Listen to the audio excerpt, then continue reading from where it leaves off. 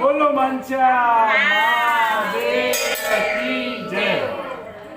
एक समय कैलाश पर्वत पर जबकि चारों ओर 18 बाहर वनस्पति फल फूल रही थी, सुंदर मंद सुगंधित हवा चल रही थी, ऐसे समय शिव जी तथा पार्वती जी एक सुंदर आसन पर विराजमान होकर इस छटा को देख रहे थे। श्री पार्वती जी बोली, हे नाथ, आज तो चौपड़ पासे का खेल खेलना चाहिए। महादेव जी ने कहा, ठीक है, पर इस खेल में छल कपट बहुत होता है, इसलिए हार जीत का साक्षी का निर्णय कौन देगा। तब तो पार्वती जी ने अपने अंग से मैल उतारकर उसका एक पुतला बनाकर बिठा दिया, जिसे महादेव जी सब जीवन कर बोले, हे पुत्र अंगद, हम दोनों चौपड़ पासे का खेल खेल रहे हैं, सो तू हमारे हारने जीतने की साख बढ़ना। अब चौपड़ पासे का खेल शुरू हुआ। महादेव जी ने 2 बार पासे फेंके और अंगद से पूछा, बता कौन हारा और कौन जीता। तो अंगद ने कहा कि आप जीते तथा पार्वती जी हारे। जब तीसरी बार पार्वती जी ने पासे फेंके और अंगद से पूछा, बता कौन हारा और कौन जीता। यद्यपि इस बार पार्वती जी जीती थी, परंतु अंगद ने सोचा, मैं महादेव जी को हारा कहूंगा तो वह मुझे श्राप दे देंगे, अतः उसने कह दिया कि महादेव जी जीते तथा पार्वती जी हारे। यह सुनते ही पार्वती जी को क्रोध आ गया और क्रोध में आकर अंगद को श्राप दे दिया, जा तू कोढ़ी हो जा और भटकता फिर। तब तो पार्वती जी के श्राप से कोढ़ी व दुखी हुआ अंगद इधर उधर भटकने लगा और भटकते भटकते एक दिन एक विशाल भयंकर जंगल में जा पहुंचा, जहां 12-24 कोस के बीच एक तालाब दिखाई दिया, जिसके आसपास बड़ पीपल के कई पेड़ खड़े थे। वहाँ इंद्राणियां ब्रह्माणियां बहुत से देवी देवताओं की स्त्रियां मिलकर वहाँ व्रत कर रही थी। तो अंगद ने उन्हें ऐसा करते हुए देखकर कहा कि बहनों, आप यह क्या कर रही हैं। तो देवांगनाओं ने उत्तर दिया कि हम महादेव जी के मनसावाचक व्रत को कर रही हैं, जिसके करने से सभी मनोकामनाएं पूर्ण होती है। तो अंगद ने कहा कि इस व्रत को तो मैं भी करना चाहूंगा। तो देवांगनाओं ने उसकी इच्छा को देखकर चावल सुपारी जलाकर व्रत प्रारंभ कराने का संकल्प करा दिया और कहा कि श्रावण महीने के कृष्ण पक्ष के प्रथम सोमवार से इस व्रत को शुरू किया जाता है। उस दिन किसी कुंवारी कन्या के हाथ से 2 पुनी सूत कटवा कर उसका डोरा बनावे और पीली गेरू में रंगे और फिर महादेव जी की पूजन तथा आगे हर सोमवार इसकी डोरे की महादेव जी से पूजन करता रहे। फिर कार्तिक सूती चौथ के दिन इसका उजमना करे। उस दिन 4.25 सेर आटा, 1.25 सेर घी, 1.25 सेर गुड़ का गांव में तोल बूझ कर उसका चूरमा बनावे और महादेव जी के भोग धरकर 4 बराबर भाग कर लेवे। प्रथम भाग शिव जी को निमित्त कर देवे, अर्थात किसी नाथ को दे देवे। दूसरा भाग किसी ब्राह्मण को दे देवे। तीसरा भाग किसी गौ को खिला देवे और चौथा भाग आप स्वयं प्रसाद के तौर पर ग्रहण करें। शेष बिना राजा रंग के छोटे बड़े का भेदभाव किए सबको बराबर बराबर बतरा देवे और डोरा जो बनाया जाता है जब तक व्रत करें स्व धारण करे, अर्थात उद्यापन के बाद उसे जल में पधरा देवे। बस यही इस व्रत का विधान है। तब तो अंगद ने नियमानुसार मनसावाचक व्रत शुरू किया। लगातार 4 वर्ष तक करता रहा। इधर एक दिन बैठे ही बैठे पार्वती जी को अंगद की याद आई। वियोग से घबरा कर वो महादेव जी से कहने लगी कि हे नाथ कोई ऐसा उपाय बतलाइए जिससे कि अंगद घर वापस लौट आए। तो भगवान शंकर जी कहने लगे पार्वती से कि हे प्रिय तुम मनसावाचक व्रत करो, तुम्हारी इच्छा अवश्य पूरी होगी। तब तो पार्वती जी ने भी विधि अनुसार डोरा बनाया और व्रत प्रारंभ किया। जो ही व्रत समाप्त हुआ अंगद कोढ़ रहित होकर विचरण करता हुआ पार्वती जी से आ मिला। पुत्र को देखते ही पार्वती जी खुशी के मारे हंसने लगी, परंतु अंगद ने सोचा कि मैं माता जी के बिना बुलाए लौट आया हूँ, यह जानकर हंस रही है, इसलिए वह गुस्से में भरकर वापस लौटने लगा। तो पार्वती जी ने उसको उठकर पकड़ लिया कि हे बेटा फिर से तू कहाँ जा रहे हो। तो अंगद बोला कि हे माता, मैं बिना बुलाए लौट आया हूँ, यह जानकर आप हंस रही है, इसलिए मैं वापस जा रहा हूँ। तो पार्वती जी बोली, नहीं बेटा, मैं तुम्हारे आने से नहीं हंसी हूँ, मैं तो मनसावाचक व्रत के प्रभाव को देखकर हंसी हूँ, जिसे कि मैंने तुम्हारे मिलने की इच्छा से किया था। तो अंगज बोला कि हे माता, यह व्रत तो मैंने भी किया है। तो पार्वती जी बोली कि यह व्रत तूने किया तभी तो तेरे श्राप का प्रभाव नष्ट हो गया, और यह व्रत मैंने किया जिससे मुझे खोया हुआ पुत्र फिर से आकर मिल गया। परंतु बेटा अब तेरी क्या इच्छा है सो मुझसे कह। तो अंगज बोला कि हे माता, मेरी इच्छा है कि मैं उज्जैन का राजा बनूं। तो पार्वती जी बोली अच्छा बेटा, तू अभी उज्जैन चला जा, वहां का राज्य तुझे मिल जाएगा। तो माता का आशीर्वाद पाकर अंगज वहां से उज्जैन जा पहुंचा। इधर उज्जैन की राजा की इकलौती कन्या का स्वयंवर रखा था, और शर्त रखी थी कि राजकन्या जिसके गले में वरमाला डाल देगी, हथिनी जिसके गले में वरमाला डाल देगी, राजकन्या का विवाह उससे कर दिया जाएगा। अतः स्वयंवर के ठीक समय पर एक हथिनी को श्रृंगार कराकर उसकी सुंड में वरमाला देकर कहा गया कि हे हथिनी, तू देवी के समान है, अतः इस सभा में जो तुम्हें राजकन्या की योग्य वर दिखाई दे उसके गले में वरमाला डाल दे। हथिनी माला लेकर चली। इधर जहां अंगज बैठा था वहां पहुंचकर उसके गले में वरमाला डाल दी। यह देखकर लोगों ने कहा कि यह न मालूम कौन है, हथिनी चूक गई है, अतः इस लड़के को अंगज को वहां से हटा दिया गया। फिर हथिनी को माला देकर प्रार्थना की गई कि हे हथिनी, इस सभा में जो तुम्हें राजकन्या की योग्य वर दिखाई दे, जो उज्जैन का राज्य अच्छी तरह संभाल सके, उसके गले में वरमाला पहना दे। तब हथिनी दूसरी बार माला ले जाकर फिर से अंगज के गले में पहना दी। लोग कहने लगे कि हथिनी इस लड़के से परच गई है, अतः उसे दरवाजे से बाहर बिठा दिया गया। परंतु जब हथिनी को तीसरी बार माला दी गई तो हथिनी दरवाजे से बाहर निकल फिर से उसी बालक के गले में वरमाला पहना दी। फिर क्या था, राजा ने कहा जैसा होनहार है होगा। नगर सेठ को बुलवाया और कहा कि इस बालक को तुम अपने घर ले जाओ, फला लग्न पर इसे श्रृंगार कर सज धज कर बारात लेकर आ जाओ। नगर सेठ बालक को घर ले गया और लड़के का खूब श्रृंगार कर बारात सजा कर लग्न के समय ले आया, और बड़ी धूमधाम के साथ विवाह संपन्न हुआ। और राजा ने अपना राजपाट कन्यादान में दे दिया। बोलो मंचा महादेव की जय। विवाह पश्चात जब वर वधू महलों में गए तो राजकुमारी ने अंगद से पूछा कि हे नाथ, आपकी जाति क्या है, आपका नाम क्या है, और आपके पिता व ग्राम का नाम क्या है।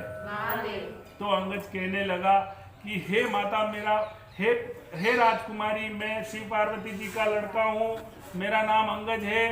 तब राजकुमारी ने कहा कि महाराज, आपकी इस बात को कोई कैसे सच्ची मान सकता है, आप सत्य सत्य बतलाइए, वास्तव में क्या बात है। तब तो अंगद ने अपने पैदा होने की सारी कथा राजकुमारी को कह सुनाई, और अपने श्राप व मनसावाचक व्रत के प्रभाव से छूटकर उज्जैन राज्य पाने का सारा वृत्तांत कह सुनाया। और यह सुनकर राजकुमारी को संतोष हुआ और दोनों सुखपूर्वक रहने लगे। थोड़े दिनों पश्चात अंगद ने कहा कि हे राजपुत्री, मेरी राज्य करने की अवधि पूरी हो चुकी है, अतः मैं अपने माता पिता के पास कैलाश जाना चाहता हूँ। तेरी क्या इच्छा है सो मुझसे कह। तो राजकुमारी बोली कि हे नाथ, मैं तो पुत्र धन व राज्य का सुख चाहती हूँ। तो अंगद ने कहा कि तुम मनसावाचक व्रत करो, तुम्हारी इच्छा अवश्य पूरी होगी। तो राजपुत्री बोली कि हे नाथ, जब आप कैलाश चले जाएंगे तो मेरे पुत्र कैसे होगा। तो अंगद ने कहा कि हे राजपुत्री, तुम मनसावाचक व्रत करो, तुम्हें बिना गर्भावास के पुत्र मिलेगा। और ऐसा कहकर मनसावाचक व्रत की सारी विधि समझाकर अंगद वहां से कैलाश चले गए। इधर राजकुमारी ने पति की आज्ञा अनुसार मनसावाचक व्रत शुरू किया, लगातार 4 वर्ष तक करती रही। इधर भगवान शंकर जी बहुत प्रसन्न हो गए, और एक दिन जब रानी दातुन कर रही थी तो अपनी दासी को ऊपर महल में जल की जारी लेने के लिए भेजा। तब दासी ऊपर महल में जाकर क्या देखती है कि एक सोने के पालने में एक सुंदर सा बालक सोया हुआ अपना अंगूठा चूस रहा है। तब दासी ने दौड़ते हुए नीचे आकर रानी को सारा हाल कहा और ऊपर ले गई। तब रानी ने बालक को देखकर उठाकर छाती से लगा लिया और महादेव जी से प्रार्थना करने लगी कि हे नाथ, यदि आपने मुझे यह पुत्र दिया है तो मेरे स्तनों में दूध पैदा कीजिए। तो रानी के इतना कहते ही रानी के स्तनों में दूध भराया और सारे नगर में खुशी छा गई और सभी मनसावाचक व्रत को सराहने लगे और बालक का नाम फूलकुंवर रखा गया। धीरे धीरे फूलकुंवर बड़ा हुआ। अब सभी उसे राजकुमार कहकर पुकारने लगे। एक दिन राजकुमार ने माता से पूछा कि हे माता, मेरे पिता कौन है, उनका नाम क्या है और इस समय वह कहाँ पर है? तो राजकुमारी ने कहा कि हे पुत्र, तेरे पिता का नाम अंगद है, वे महादेव जी के पुत्र हैं और इस समय कैलाश में है। तो राजकुमार ने कहा कि माता, मृत्युलोक में इस बात को कोई कैसे सच्ची मान सकता है? तब तो रानी ने अंगद की उत्पत्ति और उनके श्राप और उनके मनसावाचक व्रत के प्रताप से उज्जैन राज्य पाने का सारा वृत्तांत कह सुनाया और उनकी स्वयं की उत्पत्ति की आदि बातें कह सुनाई और कहा कि हे पुत्र, मनसावाचक व्रत करने वाले मनुष्य के लिए कोई भी बात असंभव नहीं है। यदि तुझे इसके पराक्रम का भान नहीं है तो तू स्वयं करके इसके फल को प्रत्यक्ष रूप से देख सकता है। तो फूलकुंवर कहने लगा कि हे माता, मेरी इच्छा है कि चेदीराज की कन्या जो दुनिया की सबसे अधिक सुंदर मानी जाती है उसके साथ मेरा विवाह हो। क्या इस व्रत के करने से ऐसा हो सकता है? तो रानी ने कहा कि हाँ पुत्र, इस व्रत के करने से तुम्हारी इच्छा अवश्य पूरी होगी। तब तो फूलकुंवर ने माता से संपूर्ण विधि पूछकर व्रत प्रारंभ किया। लगातार 4 वर्ष तक करता रहा। भगवान शंकर जी बहुत प्रसन्न हो गए और चेदीराज के स्वप्न में दर्शन देकर कहा कि हे चेदीराज, तू अपनी राजकुमारी का विवाह उज्जैन के राजकुमार फूलकुंवर से कर दे। तो चेदीराज ने भगवान शिव जी के वचन सुनकर राजकुमारी का विवाह उज्जैन के राजकुमार फूलकुंवर से कर दिया। अब तो फूलकुंवर भी राजा हो गया था। एक दिन राजा फूलकुंवर शिकार खेलने के लिए वन में गया और उसको कोई शिकार हाथ में आया और भूख प्यास के व्याकुल होकर एक बाग में आराम करने लगा। देव योग से वहां पर कोई ब्राह्मण आ पहुंचा और राजा को पंचांग सुनाया कि आज कार्तिक सुदी चौथ है, अर्थात मनसावाचक व्रत के उजलने का दिन है। तो राजा ने कहा कि हे विप्रराज, मुझसे तो भूल हो गई है, आप मुझे भी पूजन करा दें। तो ब्राह्मण ने पूजा के लिए शहर में रानी के पास खबर भेजी कि राजा साहब शिकार के लिए वन में ठहरे हैं। आज उनके कार्तिक सुदी चौथ के उजलने का दिन है, इसलिए 4.25 सेर आटा, 1.25 सेर घी, 1.25 सेर गुड़ का चूरमा बनाकर मंगवाया है। इस पर रानी ने सोचा कि फौज के कई आदमी साथ है, इतने से चूरमे से क्या होगा, इसलिए उसने गाड़ी भरकर चूरमा भेज दिया। नियम विरुद्ध अधिक सामान होने से महादेव जी ने कोप करके राजा के स्वप्न में कहा कि हे राजा, तू अपनी रानी को राज्य से निकाल दे, नहीं तो मैं तेरे राज्य को नष्ट भ्रष्ट कर दूंगा। तब तो राजा ने प्रमाण अनुसार दोबारा चूरमा बनाकर व्रत पूरा किया और महादेव जी के कथन अनुसार रानी को महल से निकलवा दिया। अब रानी किले से रवाना हुई। थोड़ी दूर जाने पर उसे दीवान मिला। तो दीवान ने पूछा कि रानी जी, आप कहाँ पधार रही हैं? तब रानी ने सब बात बताई। तब दीवान ने कहा कि मैं राजा साहब को समझा कर मना लूंगा, तब तक आप मेरी हवेली में पधारें। जो ही रानी दीवान की हवेली में गई तो दीवान अंधा हो गया। तब तो दीवान ने भी हाथ जोड़कर कहा कि आप यहाँ से पधारिए। अब रानी रवाना हुई तो आगे चली तो नगर सेठ मिला। उसने भी यही कहा कि राजा जी का क्रोध शांत हो तब तक मेरे घर में विराजिए। जो ही रानी नगर सेठ में घर में गई तो नगर सेठ की उंगलियां चलना बंद हो गई, कई तरह के उपद्रव होने लगे।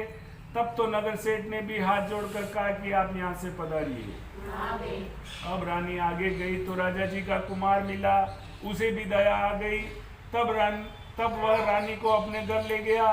तब रानी के वहां जाते ही कुमार का हवा बैठ गया और उसके सारे बर्तन फूट गए और कुमार स्वयं अंधा हो गया। तब तो कुमार ने भी रानी को वहां से चले जाने की प्रार्थना की।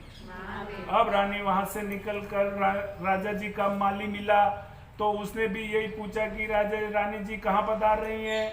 तब रानी ने कहा कि मुझे राजा साहब ने देश निकाला दिया है। तब माली ने कहा कि रानी जी आप राजा जी का क्रोध शांत हो तब तक आप मेरे बाग में रहिए। तब रानी के वहां जाते ही बाग के सारे पेड़ पौधे सूखकर जलने लगे और खेत कुओं का पानी सूख गया और माली को भी कम दिखने लगा। तब तो माली ने भी कहा कि रानी जी आप यहाँ से पधारिए। अब रानी वहां से निकलकर विचार करने लगी कि मुझसे ऐसा क्या पाप हो गया है कि मैं जहाँ भी जाती हूँ वहाँ सत्यानाश होने लगता है। ऐसा सोचते सोचते वह आगे चली तो क्या देखती है कि 2 रास्ते हैं। पूछने पर मालूम हुआ कि एक रास्ता 6 महीने का और एक रास्ता 3 दिन का। अब रानी 3 दिन के रास्ते से चली तो उसे एक रास्ते में एक शिप्रा नाम की नदी मिली। तो रानी ने दुख के मारे उसमें कूदकर आत्महत्या करनी चाहिए। जो ही रानी नदी के अंदर कूदी तो वह नदी भी सूख गई। आगे चली तो एक बड़ा भारी पर्वत आया। रानी ने सोचा इस पहाड़ पर चढ़कर गिर पड़ूं। जो ही रानी पहाड़ पर चढ़कर गिरने लगी तो वह पर्वत भी जमीन के बराबर हो गया। आगे चली तो एक सिंह दिखाई दिया। रानी ने सोचा इस सिंह को छेड़ू वह मुझे खा जाएगा तो अच्छा है। जो ही उसने सिंह के ऊपर हाथ फेरा तो वह सिंह भी पत्थर का हो गया। आगे चली तो एक बड़ा भारी अजगर सर्प दिखाई दिया। रानी ने मरने की इच्छा से सर्प को छेड़ा तो वह सर्प भी रस्सी का हो गया। अब रानी हार खाकर आगे चली तो क्या देखती है कि एक बड़ा भारी पीपल का वृक्ष है। उसके पास एक सुंदर कुआं बना हुआ है और एक मंदिर बना हुआ है। तो रानी मंदिर में जाकर मुंह ढककर बैठ गई। ओम नमः शिवाय, ओम नमः शिवाय इस पंचाक्षरी मंत्र को जपने लगी। और उस दिन कार्तिक सुदी चौथ के उजलने का दिन था और मंदिर का पुजारी नाथ गांव में सामान लेने के लिए गया था। वहां पर उसको कुत्तों ने काट खाया। तो पुजारी नाथ विचार करने लगा कि आज मेरे आश्रम में ऐसा कौन पापी आ पहुंचा है जिसके कारण यह उत्पात हुआ है। तो नाथ जी ने जब मंदिर में आकर एक स्त्री को बेटा देखा तो सोचने लगा कि आज मेरे आश्रम में कोई डाकन या भूतनी आ गई है।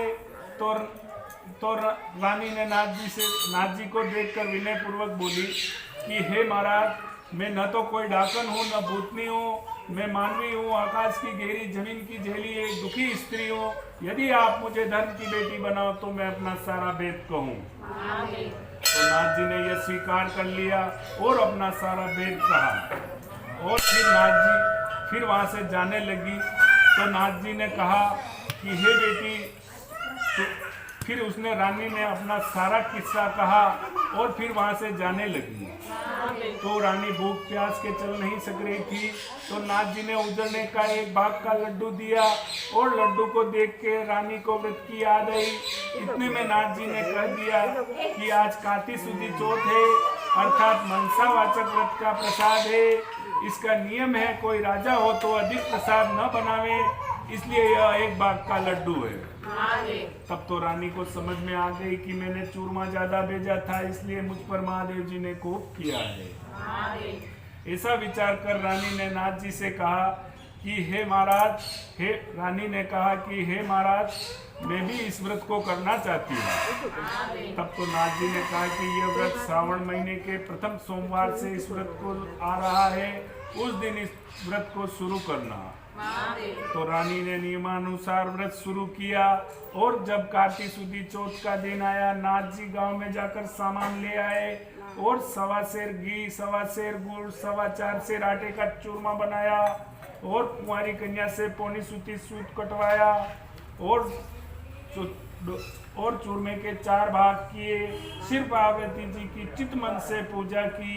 इस प्रकार व्रत करते हुए रानी को 4 वर्ष हो गए और महादेव जी राजा फूलकुंवर के स्वप्न में दर्शन देकर कहा कि हे राजा, तू अपनी रानी को राज्य में बुला ले, नहीं तो मैं तेरे राज्य को नष्ट भ्रष्ट कर दूंगा। तब तो राजा ने कहा कि हे महाराज, अब रानी जी का कैसे पता लगेगा? आपकी आज्ञा से ही तो मैंने उसे देश निकाला दिया है। तब महादेव जी ने कहा कि हे राजा, तू अपने 4 विश्वासी नौकरों को पूर्व के दरवाजे भेज दे। वहाँ बिना नाथा बैलों की गाड़ी मिलेगी, वे लोग उसमें बैठ जावे, वह गाड़ी उन्हें वहीं पर ले जाएगी जहाँ पर तुम्हारी रानी है। तो प्रातः काल होते ही राजा के 4 आदमी भेज दिए। वहाँ बिना नाथों बैलों की गाड़ी मिली। वे चारों लोग उसमें बैठ गए। वह गाड़ी उन्हें वहीं पर ले गई जहाँ पर रानी रहती थी। तो सेवकों ने रानी को पहचान लिया और कहा कि हे रानी जी, राजा साहब आपको बुला रहे हैं, इसलिए हम लोगों को भेजा है।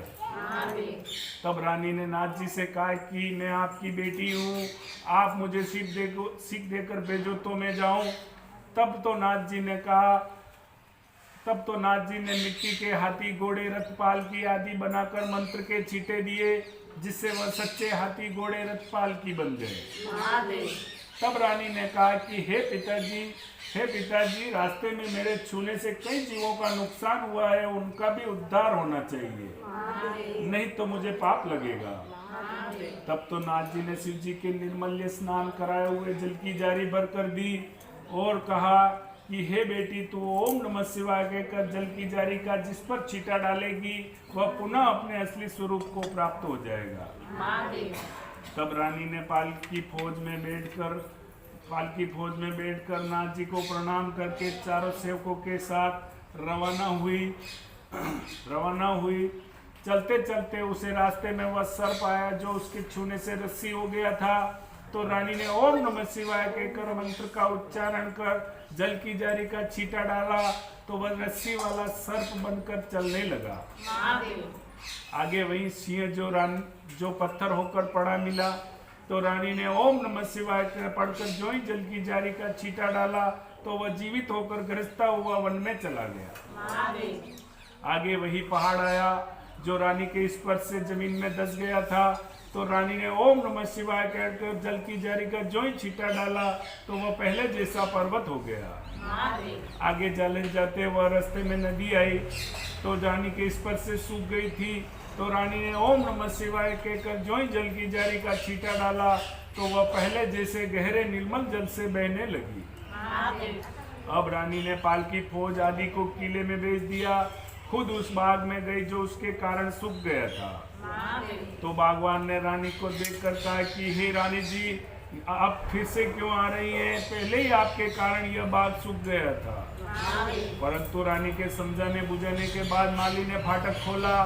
तब रानी ने ओम नमः शिवाय कहकर जो ही जल की जारी का छींटा डाला, तो सूखा हुआ बाग हरा भरा बगीचा हो गया और फिर से कोयले बोलने लगी और नाना प्रकार के फल फूल दिखाई देने लगे और खेत कुओं में पानी भी जल भर आया। अब रानी वहां से कुमार के घर पर गई जो अंधा हो गया था। तो रानी ने ओम नमः शिवाय कहकर जो ही जल की जारी का छींटा डाला, तो कुमार की आंखें खुल गई और आवे के सारे बर्तन सोने चांदी के हो गए। तब तो कुमार ने कहा कि हे रानी जी, यह सोने चांदी के बर्तन हमारे पास कौन रहने देगा? तब तो रानी ने कहा कि हे, इसमें से 4 बर्तन ले जाकर तू राजा जी को भेंट कर देना, शेष तू रखना, यह मेरा हुक्म है। इस प्रकार रानी नगर सेठ के घर में गई, तो नगर सेठ की हुंडियां सिकरने लगी, व्यापार में लाभ होने लगा। तब तो नगर सेठ ने कहा कि अंधाता, आपके पधारने से रिद्धि सिद्धि हुई है, अतः मैं खुशी से सारी नगरी को जिम्बाना चाहता हूँ। तब तो रानी ने बात मान ली और नगर में डिंडोरा पिटवा दिया, कल किसी के यहाँ पर धुआं नहीं निकलेगा। अगर किसी का चूल्हा जला तो 101 रुपया जुर्माना होगा। 101 रुपया जुर्माना होगा। आगे चलकर रानी दीवान के यहाँ पहुंची, तो दीवान की भी आंखें खुल गई, सर्वत्र आनंद छा गया। अब रानी किले में पधारी तो राजा जी ने बड़ा भारी स्वागत किया और जलसा मनाया।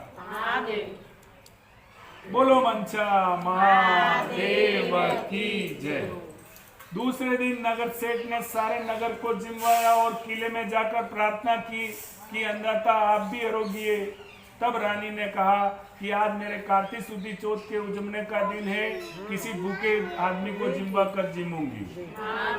परंतु सारे नगर के लोग तो नगर सेठ के यहाँ पर जिमने गए थे। ढूंढते ढूंढते धोबी घाट पर एक अंधी बहरी कोड़ी धोबी भूखी पड़ी मिली। रानी की आज्ञा से उसे लाया गया, उसे स्नान कराया गया।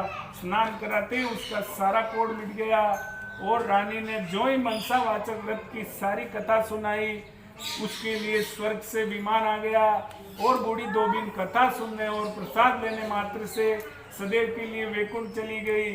इस प्रकार राजा रानी हर साल मनसावाचक व्रत करते रहे, संसार के सभी सुखों को भोगते रहे। अंत में पुत्र को राजगद्दी देकर शिवलोक सिधार गए। बोल मनसा महादेव की जय। पंडित जी कई आदेश है?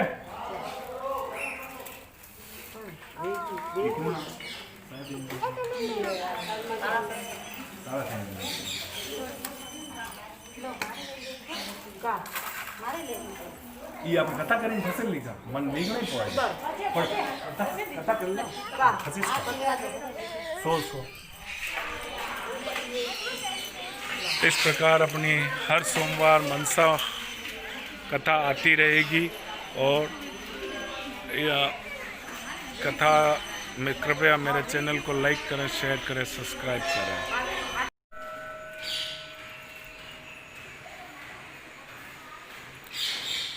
ओम नमः शिवाय।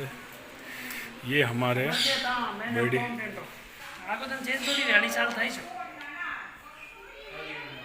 ये हमारे महादेव जी का मंदिर है।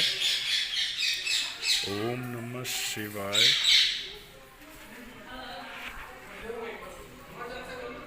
ये हनुमान जी का मंदिर है।